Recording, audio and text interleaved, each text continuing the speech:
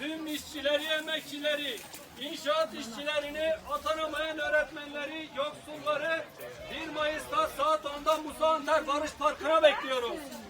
DİSK, KESK, TMOB, TTB ve HDP'nin düzenlediği mitinge tüm halkımız davetlidir. Buyurun arkadaşlar.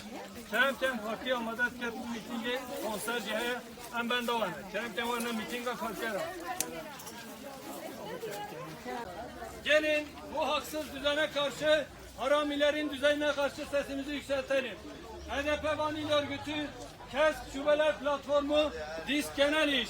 Yaşasın 1 Mayıs, yaşasın direnişimiz. Günlerin bugün getirdiği